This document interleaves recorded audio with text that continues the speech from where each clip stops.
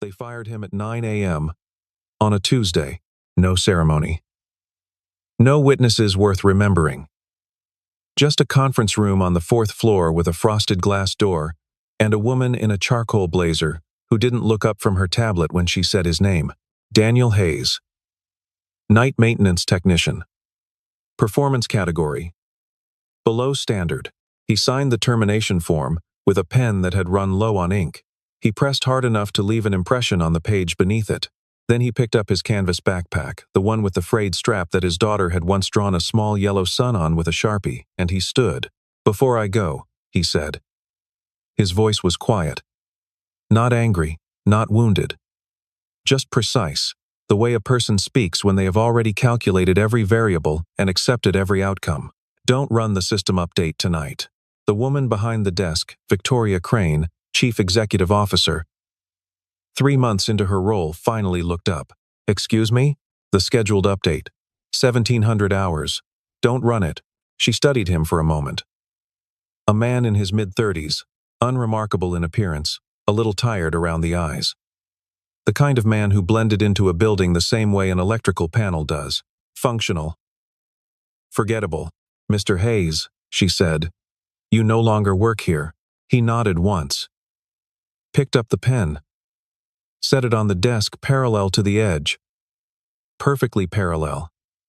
She would notice later, though she couldn't say why she remembered it. Then he walked out. The hallway cameras tracked him to the elevator. The elevator cameras tracked him to the lobby. The lobby cameras tracked him through the front doors into the pale November light. At 2:17 the following morning, every door in the facility opened at once. The Meridian Complex sat 22 miles outside the city, at the end of a 2-lane road that didn't appear on most navigation applications. It was not secret in the dramatic sense. No fences with razor wire. No guards with earpieces standing at attention. It was secret the way bureaucratic things are secret. Through obscurity, through paperwork, through the sheer absence of any reason for an ordinary person to go looking for it. The parking lot held 43 vehicles on a busy day. The break room smelled of burnt coffee and old microwave popcorn. The most classified room in the facility had a hand sanitizer dispenser mounted beside the door that was always empty. Inside, the work was not ordinary. Meridian ran a defense-adjacent AI system called Arbor Autonomous Resource-Based Operations. Runtime designed to manage classified data infrastructure for 3 federal agencies simultaneously. It had been built over 7 years, updated quarterly, and watched over by a team of 26 engineers, 2 security directors, and 1 very new CEO, who had been brought in specifically to cut costs and modernize the personnel structure. Daniel Hayes was not an engineer. His badge said Maintenance Technician, Night Shift. He earned $41,000 a year. He worked from 10 at night until 6 in the morning. Walking the halls of the server wing, checking temperature gauges, replacing failed cooling units, logging anomalies in a green spiral notebook he bought in packs of 3 from the discount bin at the office supply store. He was, by every official measure, unremarkable. The other technicians on the day shift didn't know his last name for the first 4 months he worked there. The security director, a former Army officer named Marcus Webb, had approved Daniel's clearance without reading past the first page of his background file. The engineering team referred to him, when they referred to him at all, as the night guy. What they noticed, when they noticed anything, he slept in the server room. Not always, not obviously, but sometimes. On the long, quiet stretches between 2 and 4 in the morning, when the halls were empty and the only sound was the sustained white noise of cooling fans, a camera on the east corridor would catch him in a chair beside server rack 7, head tilted back, eyes closed. It looked like negligence.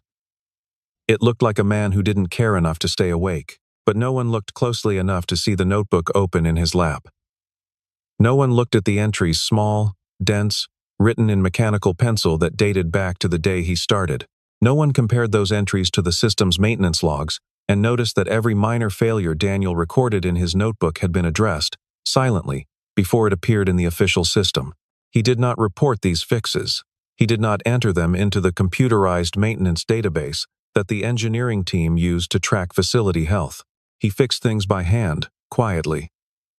in the way a person maintains something they built themselves and understand in a way that transcends documentation. His daughter's name was Lily. She was 8 years old. She had a heart condition, a congenital defect that had been repaired surgically when she was 4, but that required ongoing monitoring, medication, and quarterly cardiology appointments at Children's Hospital. The medication alone cost more than Daniel's monthly grocery bill. The appointments required him to miss work, which he documented precisely and made up on weekends, which no one ever authorized, but no one ever questioned, because no one was paying close enough attention.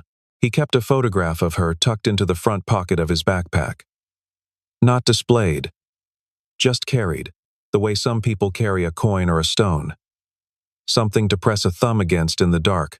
He had been working at Meridian for 3 years and 4 months. He had never once been late. Victoria Crane had come to Meridian with a mandate. The board wanted efficiency. The board wanted modernization. The board, most specifically, wanted a personnel audit that would identify redundancies and eliminate them cleanly before the new fiscal year created any awkward optics around headcount reduction. Victoria had done this before at a logistics company in Denver, at a biotech firm in Massachusetts. She was very good at it. She did not take pleasure in it, exactly, but she did not experience guilt about it either, which she had come to understand was something of a professional gift. She had spent her first 6 weeks at Meridian reviewing personnel files, productivity metrics, and shift performance reports. She had built a color-coded spreadsheet. She had identified 11 positions that could be restructured, consolidated, or eliminated entirely. Daniel Hayes was in the red column. The supporting documentation was straightforward. He had been formally noted for sleeping during shift twice in the past year, both times by day shift engineers who had arrived early and found him in the server room. He had not filed a single entry into the computerized maintenance database in 3 years. His technical certifications were current, but his performance reviews were sparse. 2 supervisors had simply written adequate and moved on, which in the language of institutional HR meant we never thought about him long enough to say anything specific. On the Monday before he was terminated, Victoria had called a personnel review meeting with the 2 department heads and Marcus Webb. She had presented the spreadsheet. She had made her case with the particular economy of language that comes from having made the same case many times before. He's not performing to standard, she said. The role requires active documentation and system engagement. He's done neither. Marcus Webb had started to say something. He'd paused, frowned slightly, and then said only, "He's reliable." "Reliable isn't a metric," Victoria said. She signed the termination paperwork that afternoon. The meeting with Daniel the following morning lasted 9 minutes. He didn't argue. He didn't explain. She had expected one or the other. Most people did one or the other. Instead, he'd said his strange thing about the update schedule and then left with the composure of a man who had already processed his grief about this somewhere else, at some earlier hour, before she had ever called him into the room. She spent the rest of the morning in budget meetings. By afternoon, she had forgotten the specific texture of his face. By midnight, she would not be able to stop seeing it. The Arbor update was a significant one. It had been in preparation for 6 weeks, a comprehensive patch to the system's access control framework, designed to bring it into alignment with a new federal security protocol. The engineering team had been working on it in segments, testing each component in isolation, confident in the methodology. The lead engineer was a man named Christopher Aldridge, 31 years old, Stanford educated, the kind of person who expressed technical confidence, not through arrogance, but through a calm and absolute certainty in his own preparation. He had reviewed the update package 4 times. He had run it through a simulation environment twice. He had not read Daniel Hayes's notebook. He did not know the notebook existed. At 4:50, 2 inches the afternoon, 6 hours before the scheduled update, a junior engineer named Priya Mehta had flagged something small, a discrepancy in one of the legacy log files, a formatting anomaly that didn't match the standard output of Arbor's logging system. She'd sent a message to Christopher. He'd looked at it, noted that it was a cosmetic irregularity in a non-critical log category, and told her not to worry about it. At 5 p.m., Priya had walked past the server room and stopped for a moment in the hallway. She couldn't have said what stopped her. Only that the room felt different with Daniel, not in it. She had never thought much about Daniel, but absence, she was discovering, has its own texture.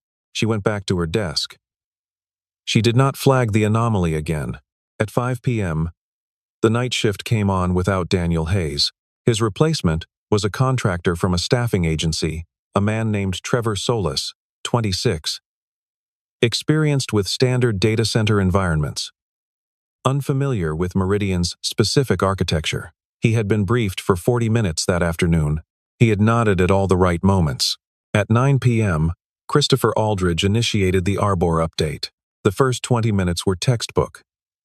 The system acknowledged the patch, began validating component hashes, started the sequential installation process. Status lights across the monitoring board held steady green. Christopher watched from the operations room, coffee in hand, the particular satisfaction of a man watching something he built do exactly what he told it to. At 9:22, a single light changed from green to amber. Christopher set down his coffee. Amber became red at 9:31. By 9:45, 3 of the 5 monitoring stations in the operations room had gone to black screens, not crashed. That was the strange part.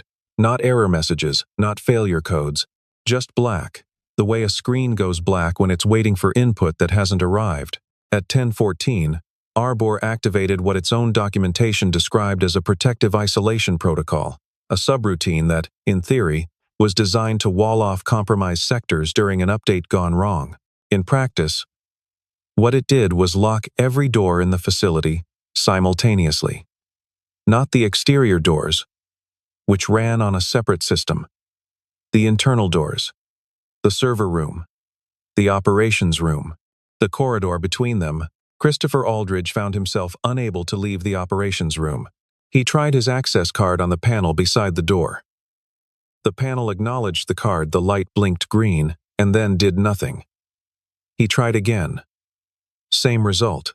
Through the glass panel in the door, he could see the hallway. The hallway was empty. The fluorescent lights had dimmed to roughly 40% of normal, which Arbor's power management subroutine apparently considered appropriate for an isolation event. The ambient light was blue-gray and flat, the color of something just before dawn. He called Marcus Webb. Marcus Webb called Victoria Crane. Victoria arrived at the facility at 11:48 p.m. She had dressed in the dark, which explained why she was wearing a blazer over a collarless undershirt, a combination she would not have chosen deliberately. She walked through the facility. The interior doors, she noted, had unlocked again, sometime between 10:14 and her arrival, and into the operations room, where Christopher Aldridge was standing in front of a monitoring board that displayed 3 words in pale amber text: "Manual layer active." "What does that mean?" she said. Christopher looked at her with the expression of a man who has been awake for too long already. "I don't know," he said. "It's not in any of our documentation." She looked at the screen for a long moment. What happened at 10:14? The system locked. All internal doors. But they're open now. They opened at, he checked his log, 2:17.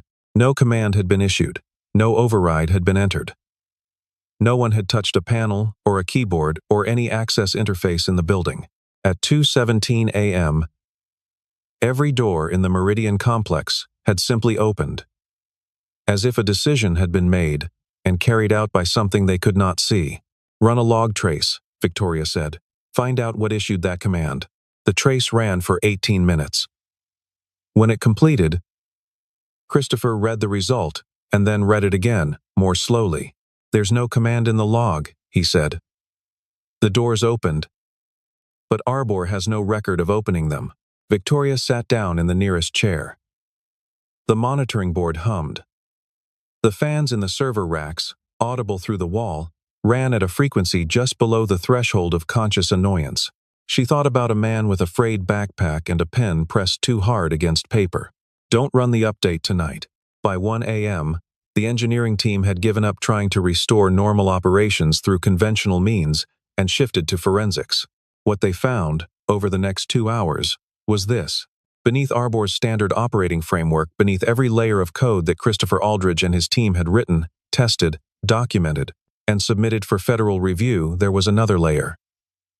Not hidden in the dramatic sense, not encrypted or obfuscated, just built differently, in a syntax that predated the current system's architecture by several years, in a style that belonged to an older school of engineering, manual, analog in its logic, dependent not on automated checks, but on the sustained attention of a human being who was present and watching. It had no name in any of their documentation.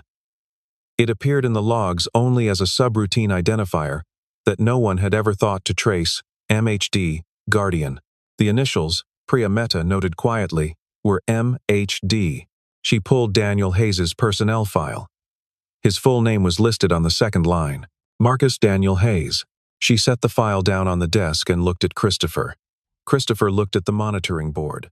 The monitoring board said, Manual layer active in pale amber letters that had not changed in 2 hours. He built this, Christopher said. Not a question. He built the whole system, Priya said. She had found it in a file buried in the oldest archive directory on the facility's network, a project credit document from 7 years prior, before the facility was operational, when Arbor was still in development. The lead architect on the access control framework was listed as M.D. Hayes, Principal Systems Engineer. The document was signed. The signature matched. He left, Marcus Webb said from the doorway. He had been quiet for the past 20 minutes, reading something on his phone. His wife died 4 years ago. He requested a transfer to night maintenance and a demotion. I have the paperwork here. He held up his phone. He signed a non-disclosure agreement as part of the transfer. He agreed not to discuss his role in the original build. The room was very quiet. Why? Victoria said. Marcus looked at her steadily. The file says, personal reasons. A very young engineer named Samuel Garrett, who had been sitting in the corner running trace logs and had said nothing for the past hour, looked up from his screen.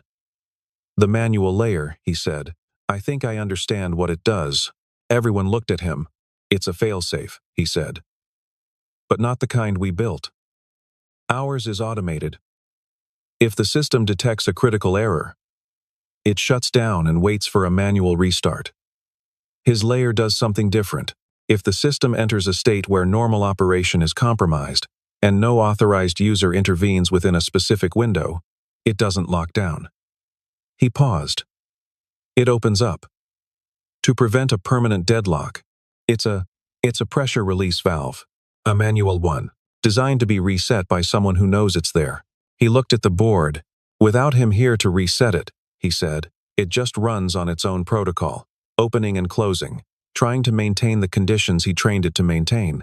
But without him, he stopped. It's looking for him, Priya said.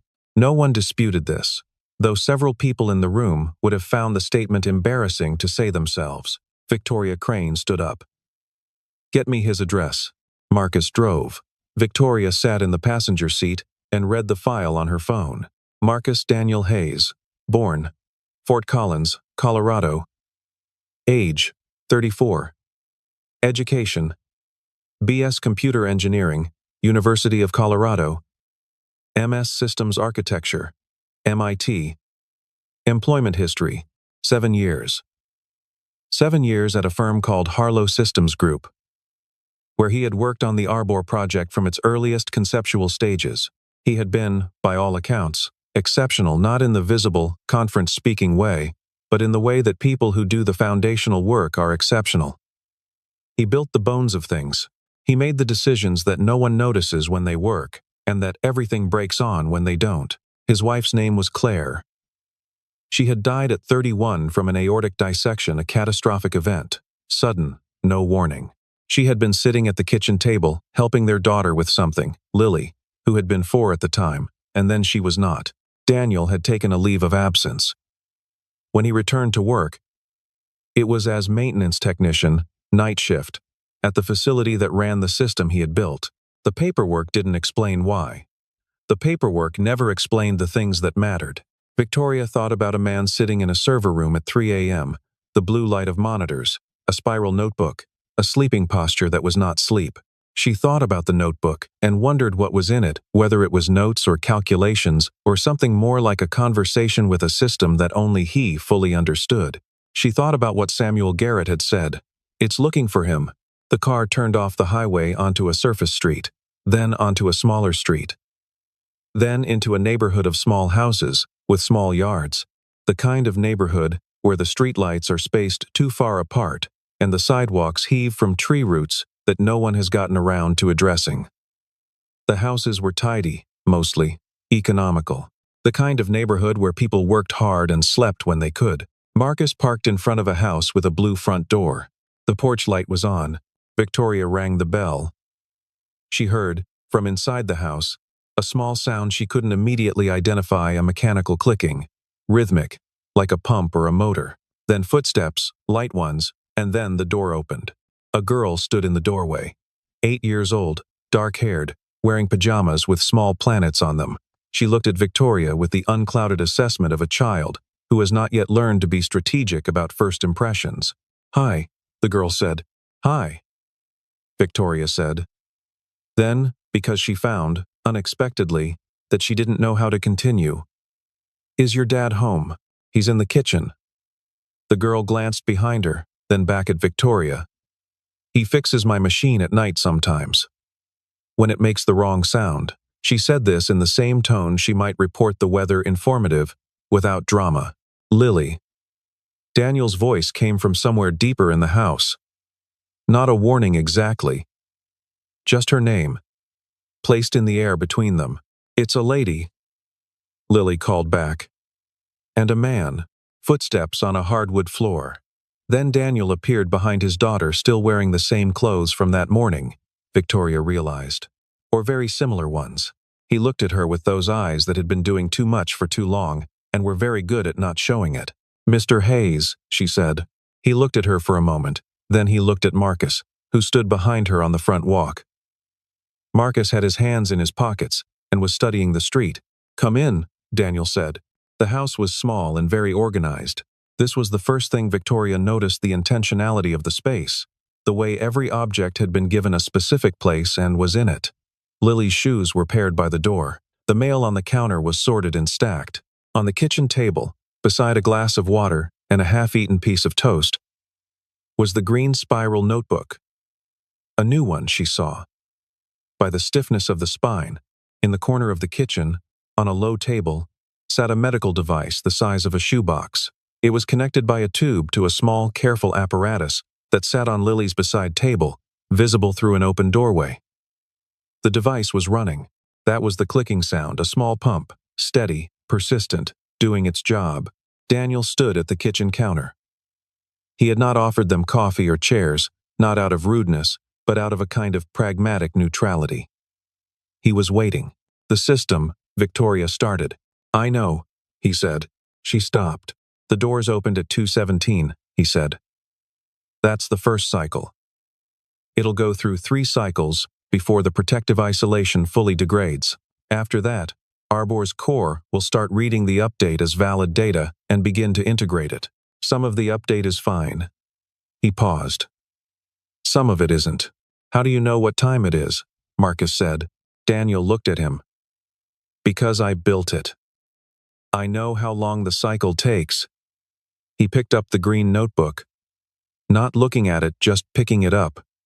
"The way you pick up something familiar. How much has degraded? We don't know exactly.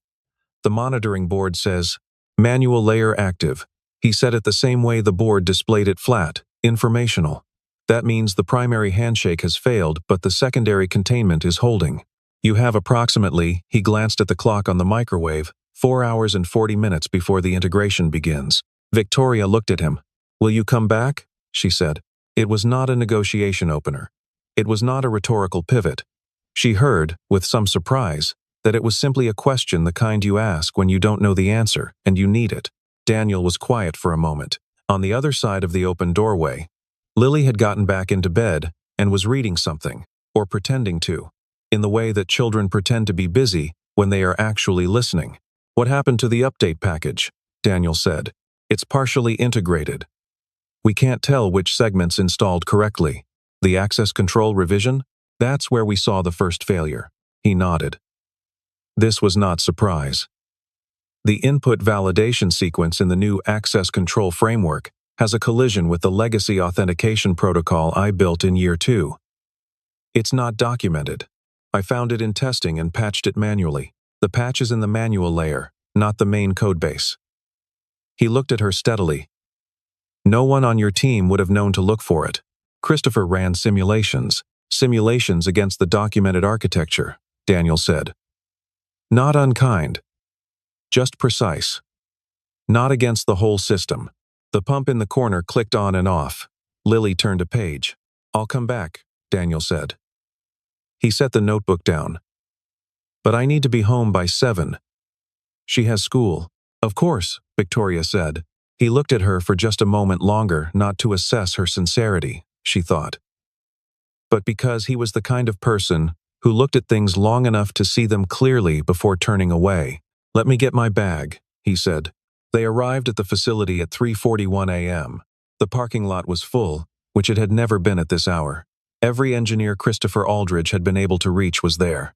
3 people, Victoria didn't recognize, were standing by the entrance doors, and it took her a moment to understand that they were from the client agencies, the 3 federal bodies whose data Arbor managed, and that someone, probably Marcus, had notified them. Daniel walked through the lobby without looking at any of it. In the operations room, Christopher Aldridge stood in front of the monitoring board with the expression of a man who had been awake for 19 hours and was beginning to have trouble hiding it. He looked at Daniel when Daniel walked in. A complicated thing moved through his face, not resentment, exactly. More like the recognition that arrives when you realize the map you've been using is not of the territory you're standing in. The 3rd cycle started at 3:32, Christopher said.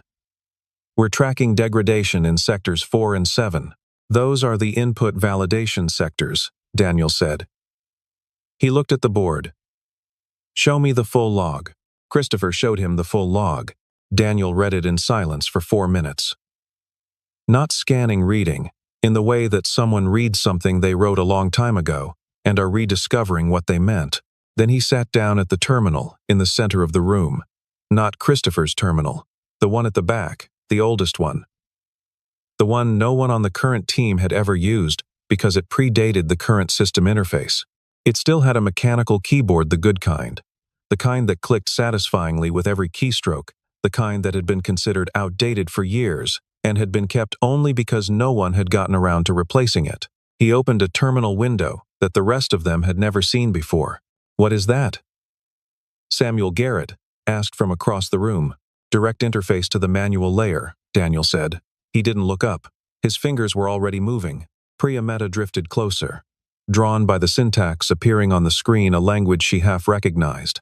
An older dialect of the system's base code, modified in ways that felt almost like a personal accent.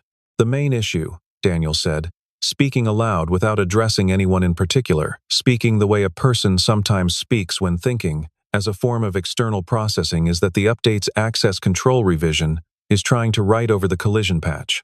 It sees the patch as an anomaly, and it's flagging it for removal. Once the patch is removed, the legacy authentication protocol and the new framework will try to run simultaneously. He paused. They can't. One of them will lose. Which one? Christopher said. The legacy protocol. It'll crash the authentication layer entirely. No one will be able to access anything. Any door that was last state locked will stay locked. Any door that was last state open. He stopped. He didn't finish the sentence. The implications spread through the room without being spoken. A defense facility. Doors that couldn't be secured. Data that couldn't be accessed. The cascading consequences of both. Daniel's fingers moved over the mechanical keyboard. The sound of each keystroke was very clean in the quiet room. A precise, unhurried rhythm, like a person who is not typing fast because they are not guessing.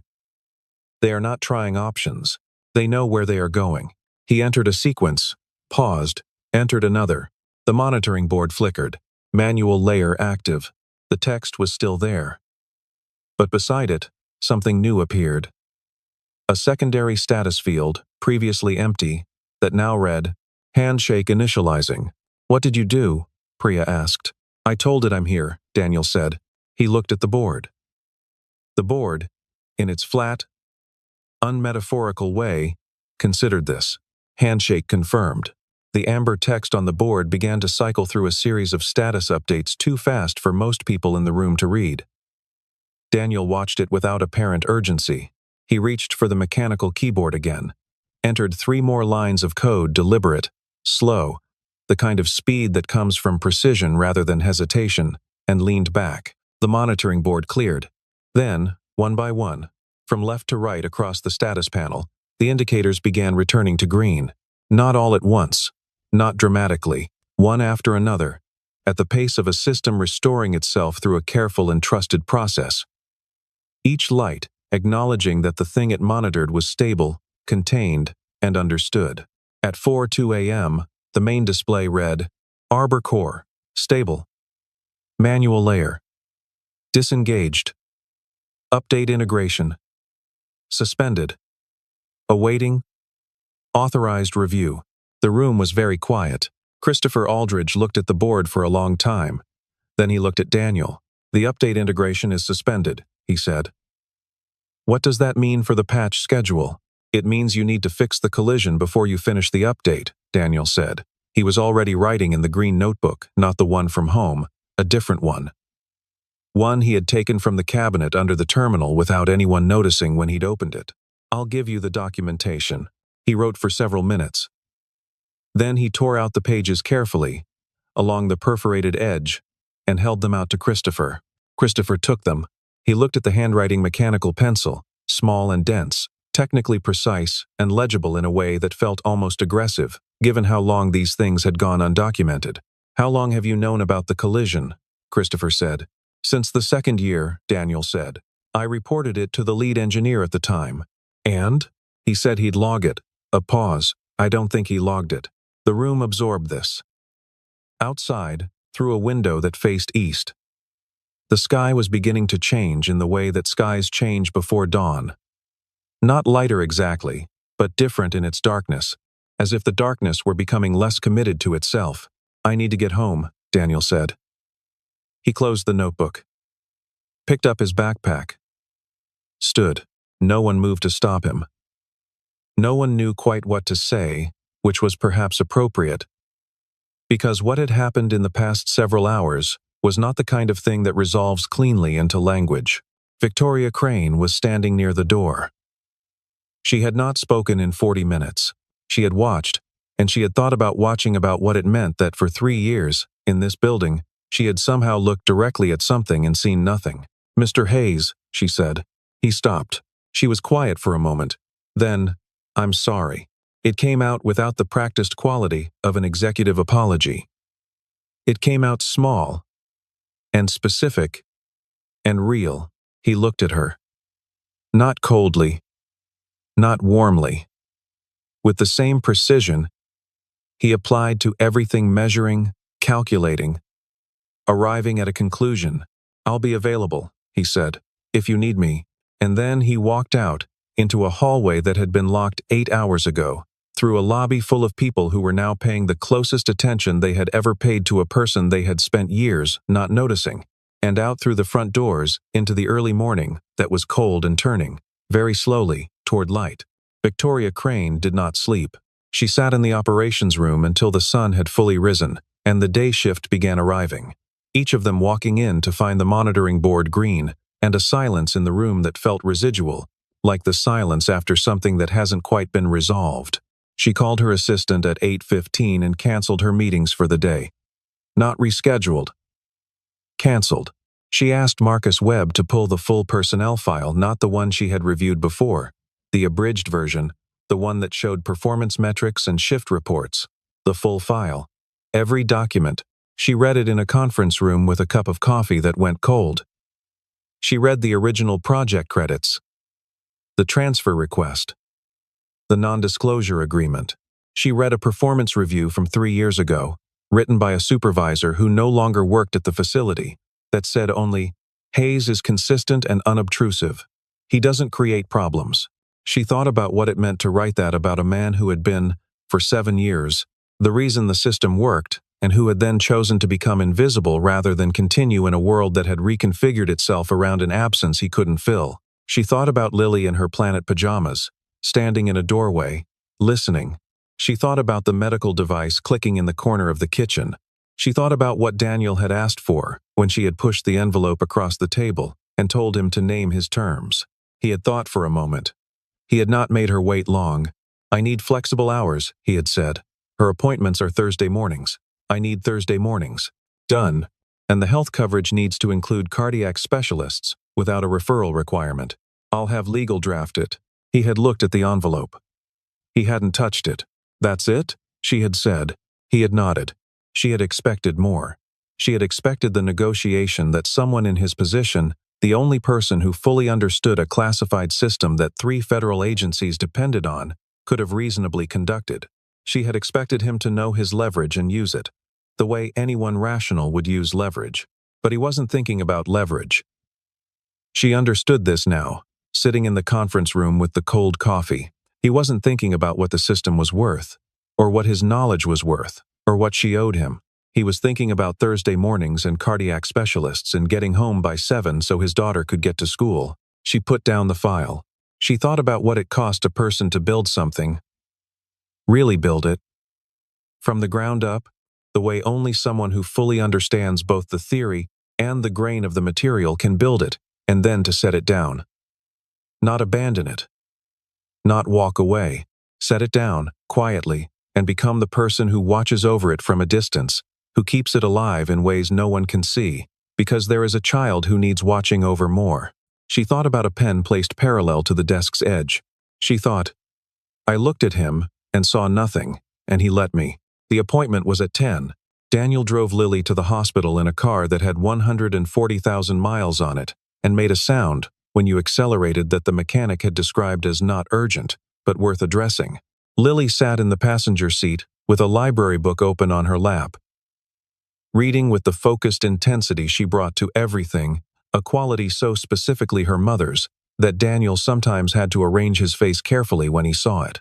The cardiology suite at Children's Hospital was on the 6th floor. The waiting room had been decorated by someone who understood that children find comfort in predictability. The same posters, the same fish tank, the same wooden bead roller on the same low table, every time. Lily went directly to the bead roller and began working through it with professional efficiency, moving the beads along the curved tracks in a specific sequence she had developed over 4 years of visits. Daniel sat in the chair beside her and checked his phone. One message from Priya Mehta. "System stable." Christopher's team found the collision patch. They're documenting it properly this time. Also, Samuel wants to ask you something about the Guardian layer's cycle logic. Not urgent, just when you have time. He typed back, "Thursday afternoon." Then he put the phone in his pocket. He sat with his daughter and watched her move the beads along the tracks, yellow, blue, red, green, yellow again, in the particular order that was hers alone, that she had developed over 4 years of sitting in this waiting room while her father watched, and the fish tank bubbled, and the light through the window moved slowly across the floor. He was not thinking about the system. He was not thinking about Arbor or manual layer active, or the way the monitoring board had looked at 4:02 a.m. when everything came back to green. He was thinking that Lily had grown 2 inches since the last appointment. He was thinking that her shoes were getting tight. He was thinking that he needed to stop at the grocery store on the way home, and that there was bread at home but not the right bread, the kind with the seeds she liked, and he should remember to get that kind. He was thinking small thoughts, specific thoughts, the thoughts of a person who has learned through loss, through choice, through the long discipline of grief to be very precisely where he is. His phone buzzed once more. A new message, from an unknown number that he recognized after a moment as the facility's main operations line. "All systems stable. Thank you." He looked at the message for a moment. Then he turned off the screen and put the phone away. In front of him, Lily moved a yellow bead along a curved track from one side to the other, and it clicked softly into place. And she moved the next one, and the fish tank bubbled, and Daniel Hayes sat in a chair in a hospital waiting room and did not hold anything up, or hold anything together, or watch anything from a distance. He was just there. That was enough.